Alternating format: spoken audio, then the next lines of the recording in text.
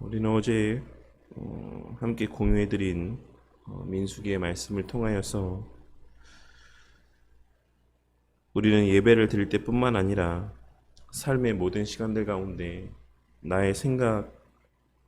내 마음 중심이 아닌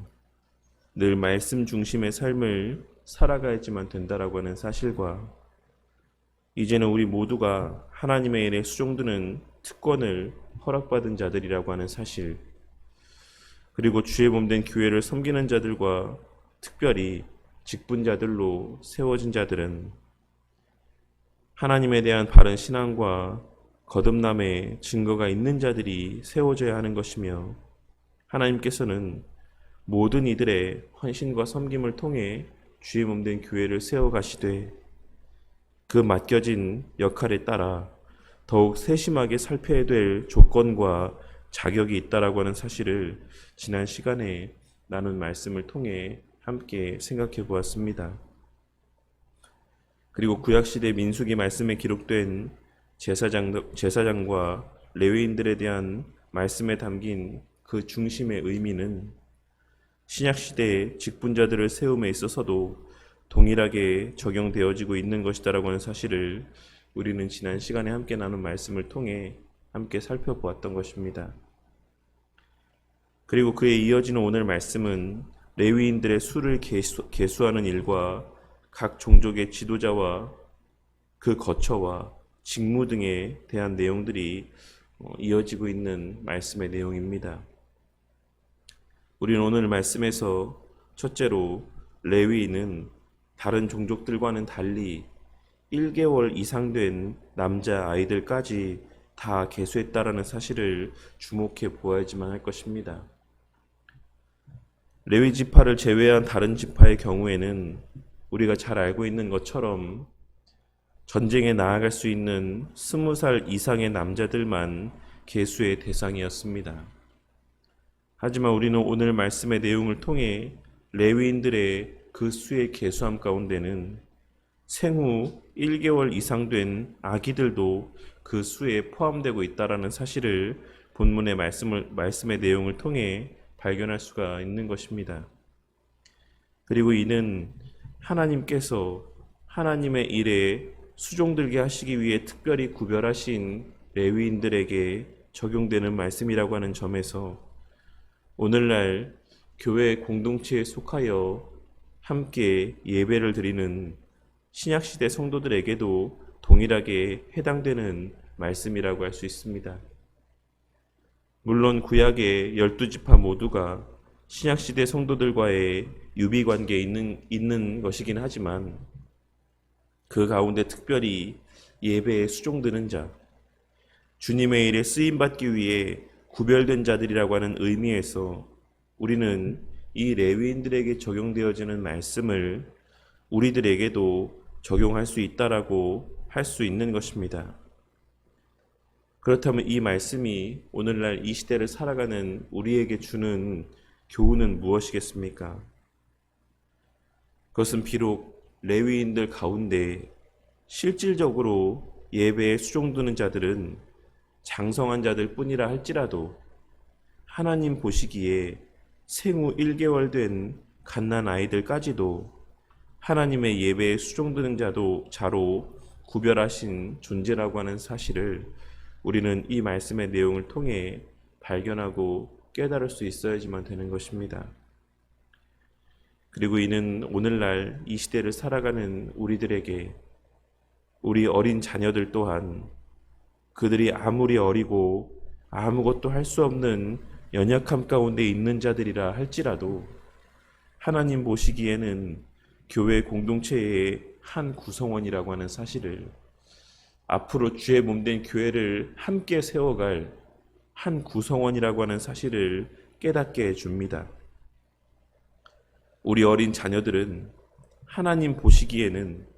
그들의 인지와 자각이 없을 때부터도 이미 교회의 한 구성원이자 예배의 구성원으로 구별된 자들이므로 그들 또한 마땅히 예배의 한 자리를 차지해야지만 되는 것이며, 그 두 눈으로 어려서부터 그 공동체 안에서의 자라나는 모습들을 통해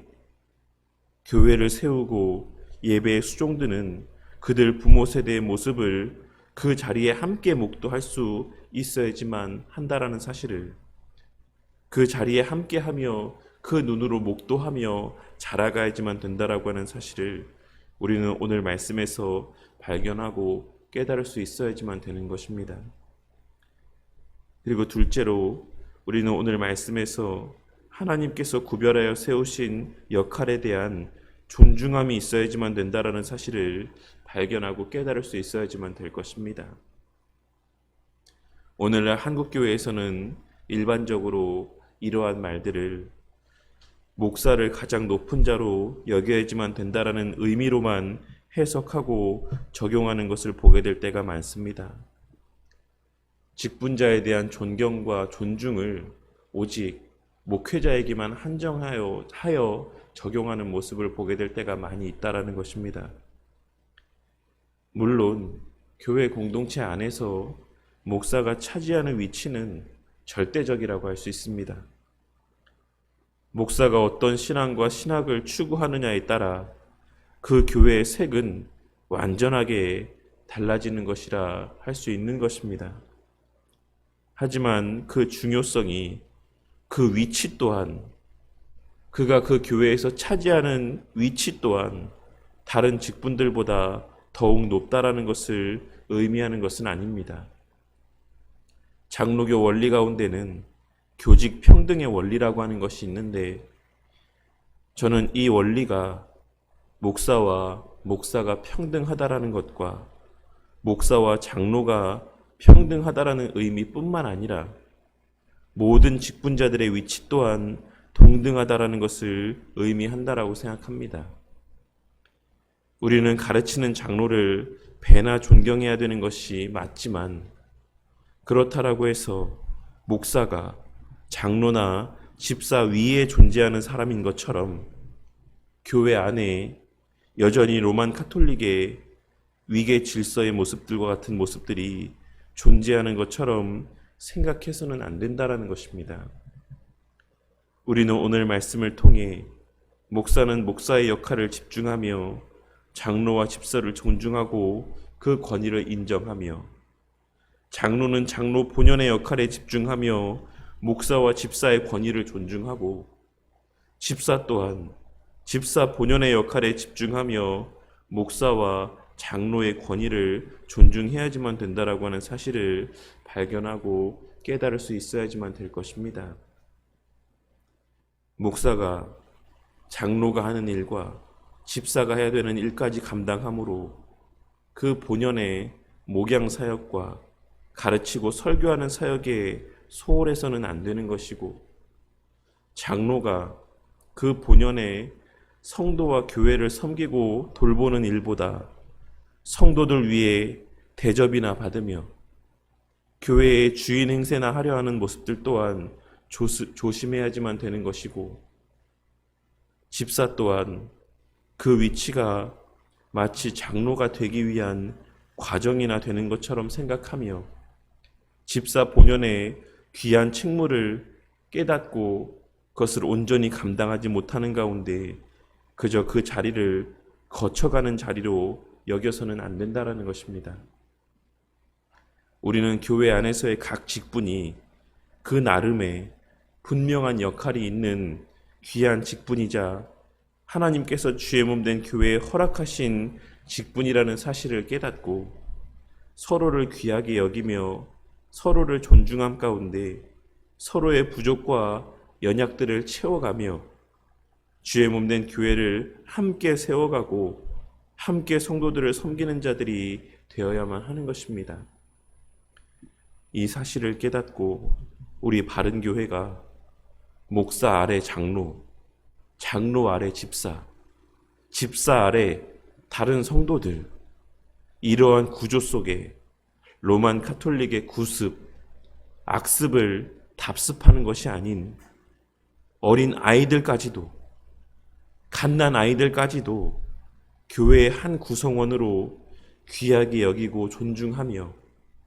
세우신 직분자들을 중심으로 더욱 겸손히 서로를 섬기는 교회가 되어 진정 하나님 보시기에 합당한 교회의 모습으로 세워져 가고 교회에 맡기신 귀한 직분들을 잘 감당하는 우리 바른 교회가 되어 가기를 주님의 이름으로 간절히 축원합니다.